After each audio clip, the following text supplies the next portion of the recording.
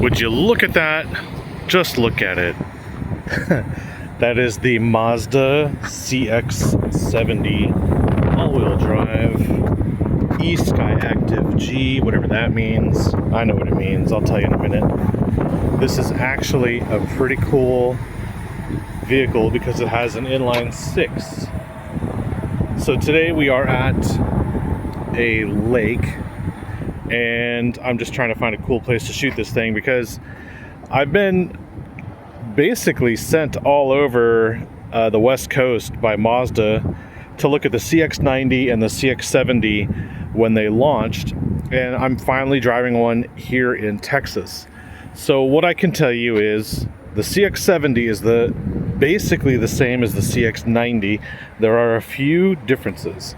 So the first difference is they changed the seats in the 70 to make it a little bit softer. I think they complained, I don't know who they are, whoever they are, they complained about these seats being too firm. So now in the 70, they're a little softer, and I know that the trim here is a little different in the 70 than it was or is in the 90.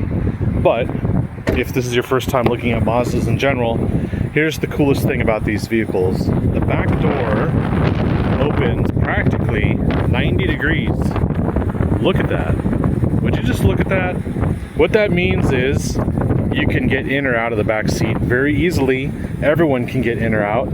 And I was gonna say, on the 90 they can get into the third row, but not on the 70, because there's no third row here. So there's no seat movement, but the seats do slide forward and back. This is all the way back.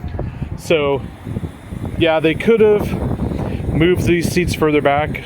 I think they should. I think this seat back should be in line somewhere here with the A, B, C pillar. But then again, because of the seat belt, I don't think they could really put it too far back. So either way, it is very roomy in here. And what I'll show you is, you also see the manual sunshades back there. They do a pretty good job. Not a perfect fit, but still they do manage to do a good job shade. And then you also see the suede. So this is on this interior color and it's on this trim, but I'm not sure which one came with the gray leather. If you get the gray leather, I think you can also get the suede. I'm just not too sure of all the differences on the interior packages because this one is the loaded one.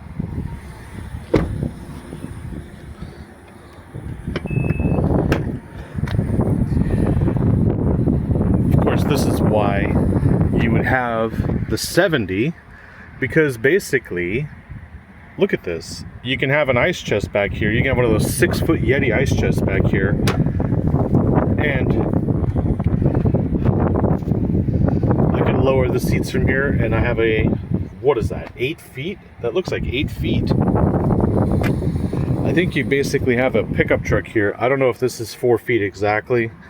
I should have brought my ruler. Excuse me while I whip this thing out. Well, we do have a spare tire. It's actually below this cover here.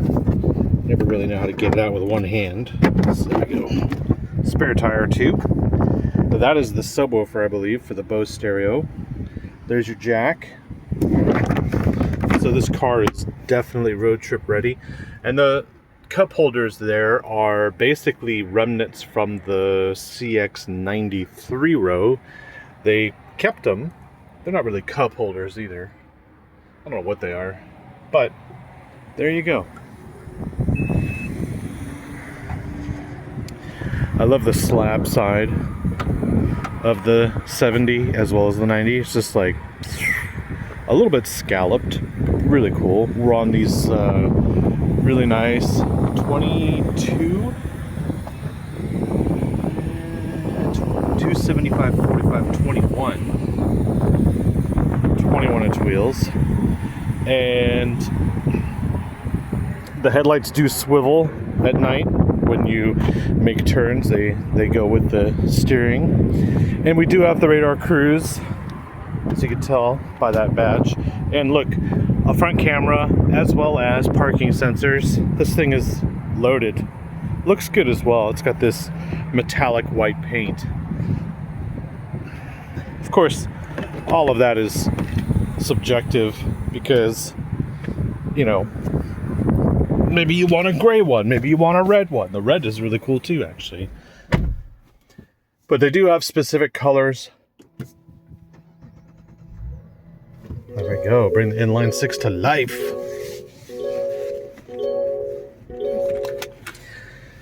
They do have specific colors on the outside for the CX-90, and they also have it for the 70. They have like a beige sand color, which is really cool. A fun fact is I did do a video in Palm Springs, and that video is coming out, but it will only be on my subscription site. So eventually you'll start seeing a site called newcarspin.com, and on there you'll be able to subscribe and get all the behind the scenes and early access kind of stuff. And from that you'll have more of the road trip videos, you'll have more of the content beyond just like these lousy reviews that I do. Of course, we do have the window sticker in here. So there it is. There's a copy, of course. 2025 CX-70. This one's actually $57,920, and that is the Rhodium White Premium Tan Napa Leather, but it's the Turbo S Premium Plus. So this is the top of the line. This is basically, you're only paying for the white paint. That's how loaded this car is. So pretty cool. Very nice vehicle. Heated, cooled seats, heated steering wheel. We've got rear climate control here. I would say though that when that rear climate is on, it is kind of noisy in my opinion, because you hear it right here. So that sound does drive me crazy a little bit. And there are no vents in the ceiling. There are really just vents right there, and I think, well, that's where the fan is. So there's no depth here to the center console. We do have cup holders. So yeah, great road trip vehicle for sure. And the Bose stereo is great. Obviously we have the 360-degree camera from multiple cameras located throughout the vehicle. We have a touchscreen as well. Let's see, of course it doesn't work here for me like this. There we go. So we have different camera views, and yeah, that helps. It helps a lot. Let's drive it though, because there's a lot of different stuff here when it comes to Mazda. So we're gonna put it in reverse. We're gonna back up here at the boat ramp. Turn that off actually. All right, put that in drive.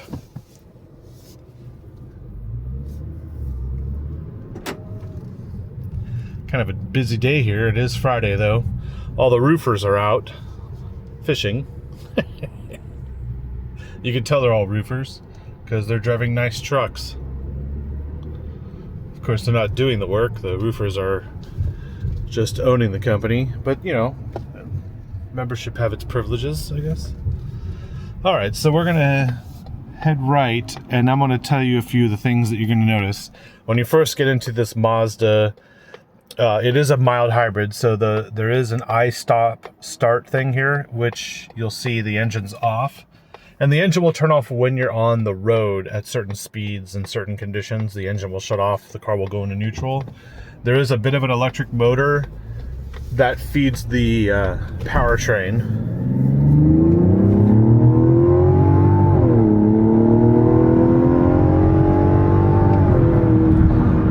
Ideal, low on fuel. They're picking this car up in about an hour, so I'm here to give you my take on it. So essentially, the Inline 6 sounds amazing. It's a hybrid, so the engine shuts off when it wants to, and it starts just fine off the line. It has pretty good power. It's 340 horsepower. It doesn't feel like the supercharged V6 in my Land Rover, but it is very smooth and linear, and this hybrid system actually gets you pretty good fuel economy. If I change the info to the screen here, you'll see 22.7. And I don't try. I just drive these things, and I drive them pretty hard actually. So I think 22.08, whatever, is your worst case scenario. You could probably push 30. I'm gonna say you could push 30 in this thing, which is a huge change from the Toyota Land Cruiser that I just drove last week. See how the engine's off and we're still moving along?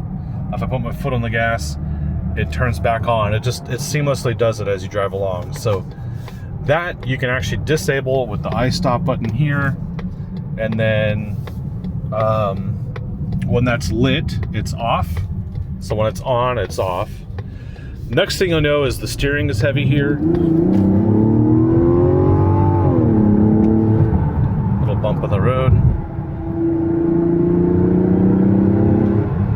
But with the heavy steering, you get a lot of control. So this is not an air suspension, but they designed the suspension to be independent and then also be able to make it capable of towing, and then also make it very capable on windy roads, because this is a Mazda. It's what I call a Japanese Audi. So this road here is pretty fun, and it's fun in this car at least. And what I'd have to say is, for what you're getting, you're getting basically like one of the, this way, one of the most performance-oriented SUVs on the market today. Inline 6, which is also rare. I mean, Audis don't even come with 6 cylinders unless you bump it up and then spend $70,000. So we're at an advantage here going to the Japanese Audi, which is the Mazda, off the line.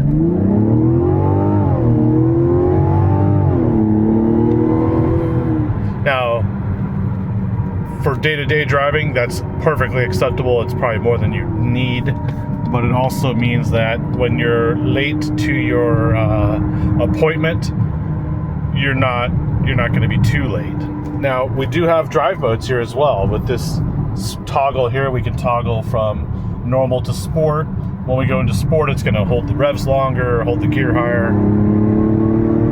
It doesn't really do anything with the hybrid system, but you're getting somewhat of an advantage. You also have paddles. You can't see them normally, but you can feel them. They're back here. Downshift on the right, upshift on the right, downshift on the left. Sorry.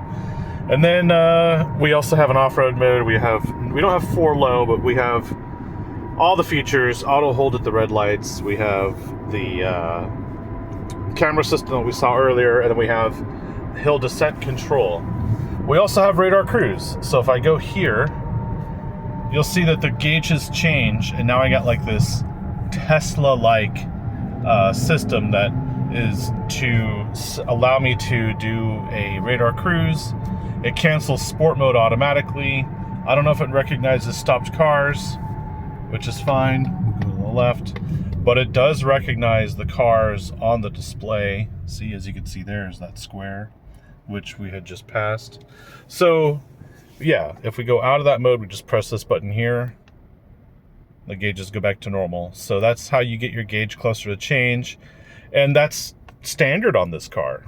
There's no additional settings necessary. Also, we have Android Auto, and I'm sure you have Apple CarPlay. If we go into the home screen, Mazda has their own navigation system as well, which is great because if your phone's dead or whatever, you have the access to do your own GPS here. Let's go back into Android.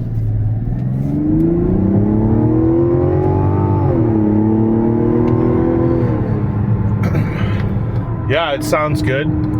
It's very throaty, very beefy. And to get that kind of fuel economy, again, I'm not even trying, but you're definitely at an advantage just going for one of these. Do a 3-year lease or whatever, buy one. It doesn't matter. If you want the third row, you have to get the 90. So if you don't need the third row and you want the, well, it feels a little lighter. It's pretty much the same vehicle, but without the third row. That's the way you should look at it. Now, the steering is going to be beefy in the Mazdas because they're more driver oriented, but when you go through corners like this, it feels so rewarding. It loads up real nice. Some people say the steering's too heavy, but those are for people who don't drive. If you don't drive, yeah, you're not going to understand it. But if you know how to throw a car around a corner and you know how to go around curves, then the Mazda is number one on your list. Absolutely number one. Doesn't matter what Mazda it is.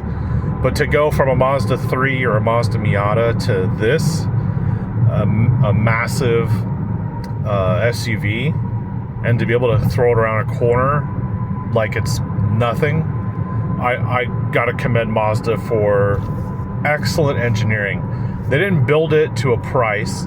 They built it to accomplish basically what this needs to be, which is a road trip vehicle. It's all-wheel drive, it gets pretty good fuel economy, and if you're worried about fuel economy, they actually do a plug-in hybrid version with a 4-cylinder.